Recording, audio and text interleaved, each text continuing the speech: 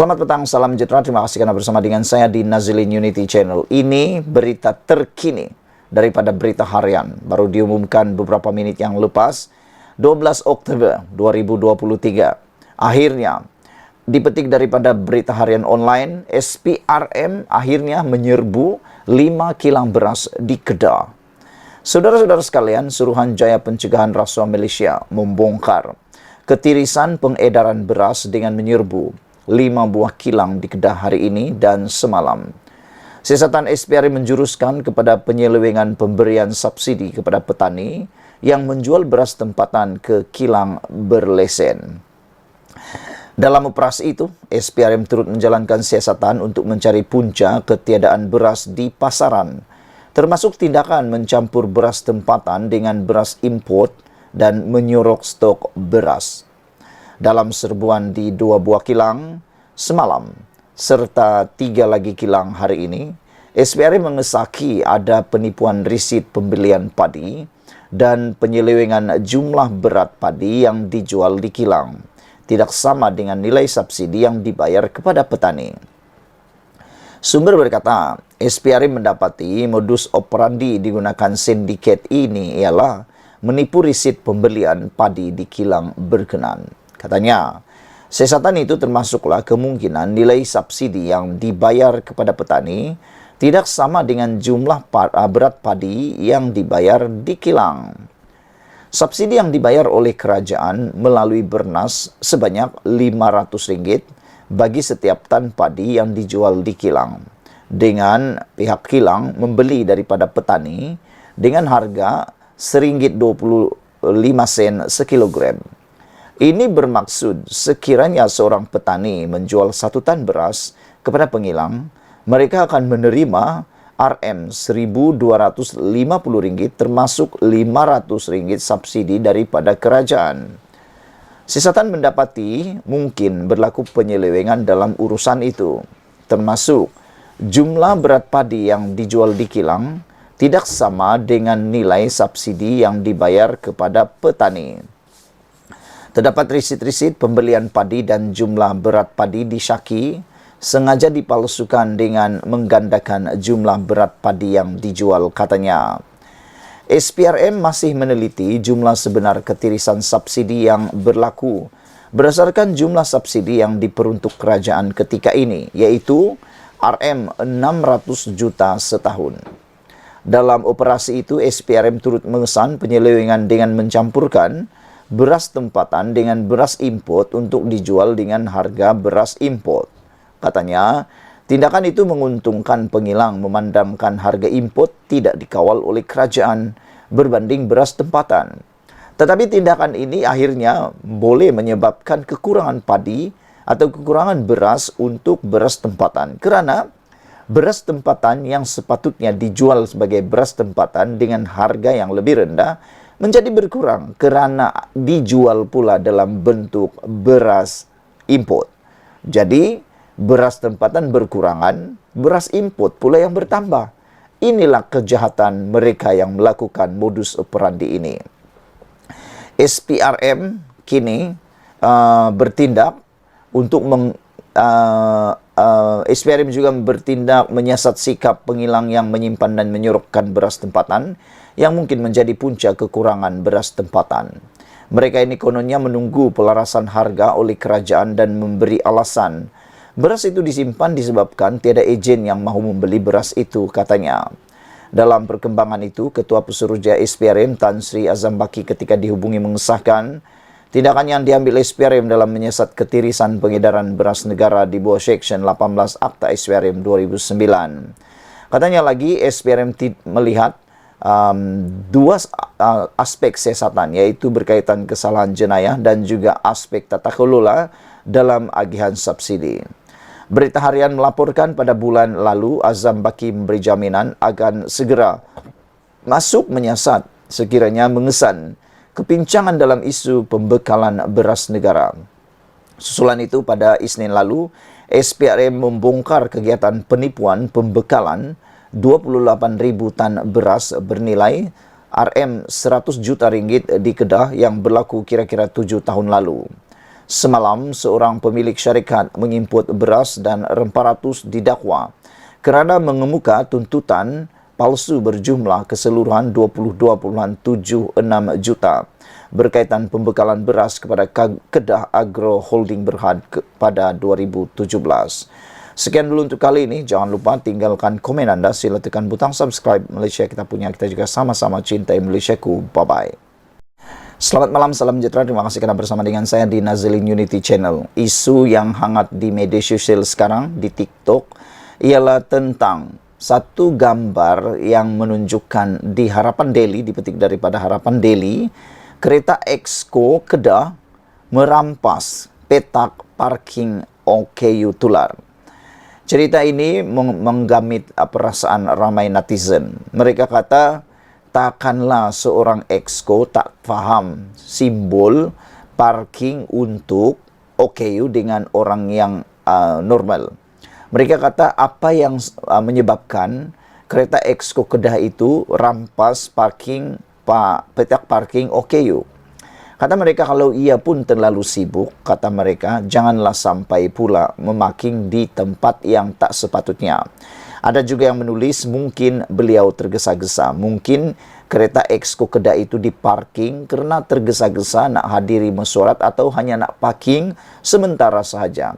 Tapi ada yang menjawab, bagaimana kalau tiba-tiba ada orang OKU yang nak parking di situ?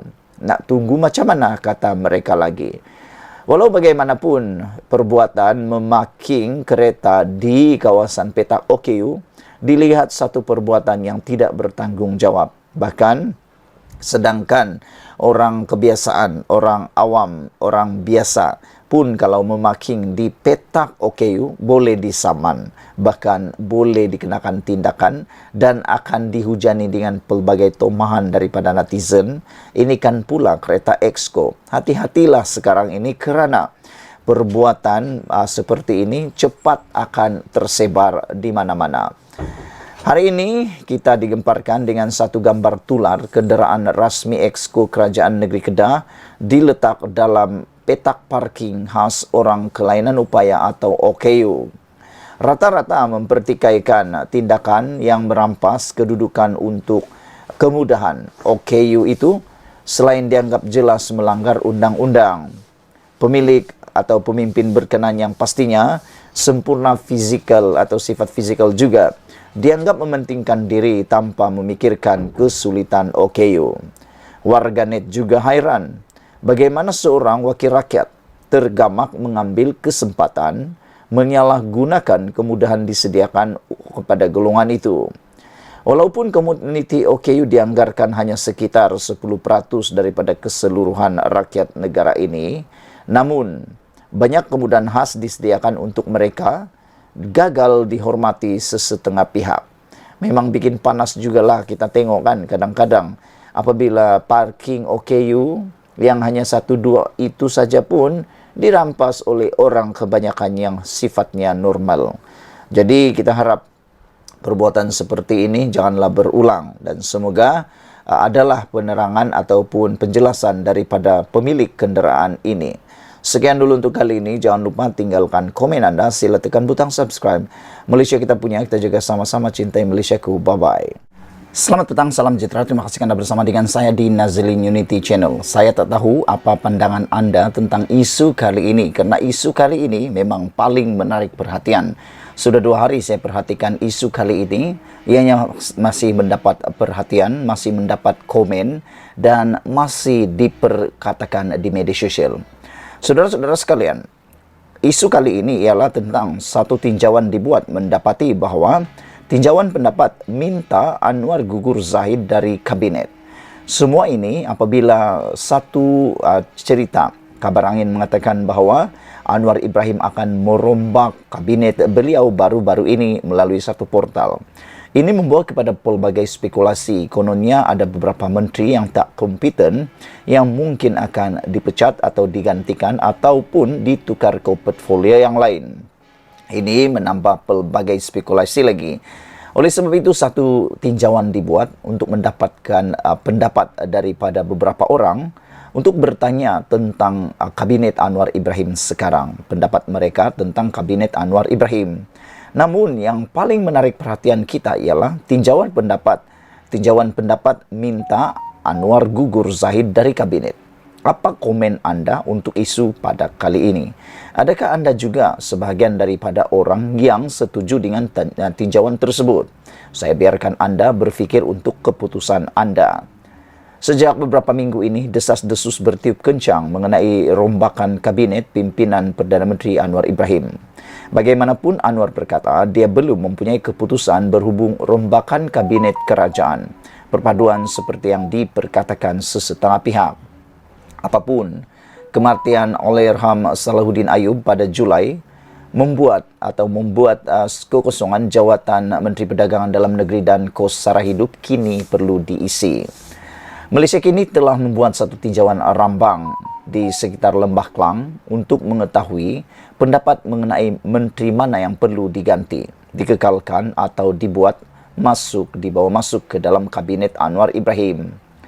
Timbalan Perdana Menteri Ahmad Zahid Hamidi paling kerap disebut sebagai menteri yang patut digugurkan daripada barisan jemaah menteri. Sementara itu, ramai menyambut baik prestasi Menteri Belia dan Sukan Hanayo, Menteri Pengangkutan Anthony Lok dan Menteri Pertahanan Muhammad Hassan. Saya minta maaf tetapi saya bukan peminat tegar dia, iaitu Zahid, kata seorang pelajar institusi pengajian tinggi IPT yang hanya mahu dikenali sebagai Akshan. Rakan pelajarnya, Turaya, juga berkata bahawa Zahid Hamidi mempunyai beban politik yang perlu dipikul susulan pertuduhan rasuah terhadap Presiden UMNO itu. Dia mempunyai cerita latar belakang yang lebih tidak baik untuk negara kita. Orang luar tahu mengenainya, katanya. Saya juga ingin mengkritik Perdana Menteri kita sendiri, kata beliau. Kenaikan kos sara hidup dan gaji tidak mencukupi, isu pengangguran diabaikan, kata beliau. Perkara-perkara ini tidak baik dan dia berkata dia akan meningkatkan ekonomi kita. Tetapi saya melihat bahawa ia masih dalam keadaan buruk, kata Turaya.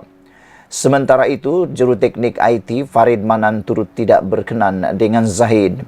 Dia juga merasakan Menteri Multimedia dan Komunikasi Fahmi Fadzil dan Menteri Ekonomi Rafizi Ramli juga tidak melakukan secukupnya untuk menunjukkan mereka layak memegang jawatan kabinet. Peniaga Siva Guru Krishnar pula mencadangkan agar Zahid dan rakannya dalam UMNO, Menteri Jabatan Perdana Menteri Azalina Othman, perlu dibuang daripada kabinet. Mungkin mereka sedang melakukan kerja mereka, tetapi saya tidak pernah mendengar apa-apa daripada mereka, kata beliau. Dalam pada itu, Eksekutif Peter John memberitahu Presiden Amanah Muhammad Sabu kelihatan lebih cemerlang ketika dia berkhidmat sebagai Menteri Pertahanan ketika pentadbiran PH pada 2018-2020. Sekarang tiada berita mengenainya sebagai Menteri Pertanian. Apa yang dia buat soal Peter? Lim Tun Chai yang bekerja sendiri turut menuding jari menyoal keberkesanan Menteri Dalam Negeri Saifuddin Nashyuddin Ismail dan Menteri Perpaduan Negara Aaron Ago Dagong. Negara kita begitu terpolarisasi sekarang dan saya tidak nampak seberang peningkatan, malah ia semakin teruk, katanya lagi. Lim juga berkata Menteri Kebudayaan, Kesenian dan Pelancongan Tiang King Seng melakukan tugas yang baik dalam mempromosikan pelancongan. Beliau tidak takut untuk bersuara, termasuk menentang Menteri Besar Kedah Sanusi Maknur berhubung isu pakaian di Pulau Pinang, Pulau Langkawi, katanya lagi. Dalam perkembangan berkaitan, ramai orang muda yang ditemui wartawan Malaysia kini juga berkata Menteri Kabinet dilihat sebagai terlalu jarang berinteraksi di media sosial. Salah seorang yang ditemu bual memberi contoh Menteri Kesihatan Dr. Zaliha Ismail. Pun begitu, bukan semua menteri yang diragui prestasinya, kerana ramai juga yang memuji Hanayo, Anthony Lok dan Muhammad Hassan. Penjajah Nur Masyita memuji Lok dan Muhammad, berkata hasil kerja mereka dapat dilihat rakyat. Sementara itu, pelajar Turaya mengucapkan kata-kata yang baik untuk Hanayo, sentiasa dilihat melakukan tugasnya dan turun padang, kata beliau. Kita boleh lihat dia mengambil peranan aktif untuk memperbaiki keadaan sukan di negara ini, katanya. Farid Manan memuji dan Menteri Perdagangan Antarabangsa dan Industri Tengku Zafrul Tengku Abdul Aziz. Dalam pada itu, pelajar IPT Hadar Eren memuji Lok dan Muhammad Sabu berkata liputan di media sosial jelas menunjukkan dua menteri ini membuat kerja mereka.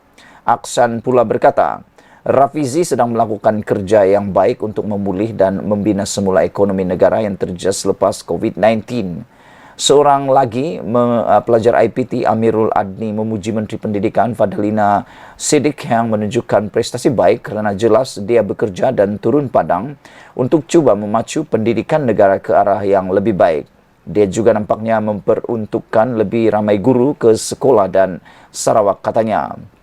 Lebih mengejutkan apabila wartawan Malaysia Kini bertanya siapa yang mereka mahu diambil Anwar menjadi menteri, jawapan yang diterima agak mengejutkan. Nur Masita tampak berbelah bahagi memilih bekas Menteri Khairi Jamaluddin. Kepulangan untuk Khairi Jamaluddin, katanya sambil memuji pemimpin itu pernah menerajui Kementerian Kesihatan.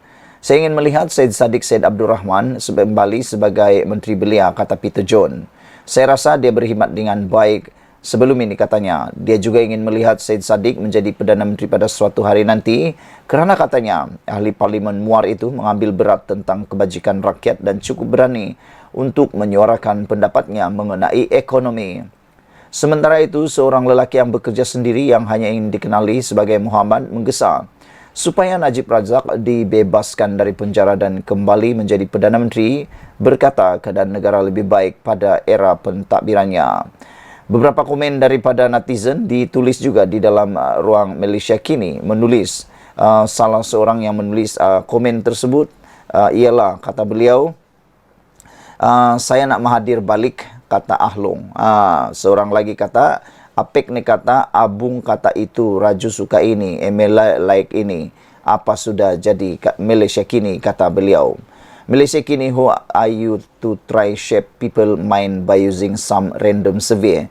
Janganlah nak tiru media barat nak pengaruh pemikiran pembaca demi agenda puak yang kamu cenderung kerana ada kepentingan, kata seorang lagi penulis di ruangan komen di Malaysia Kini.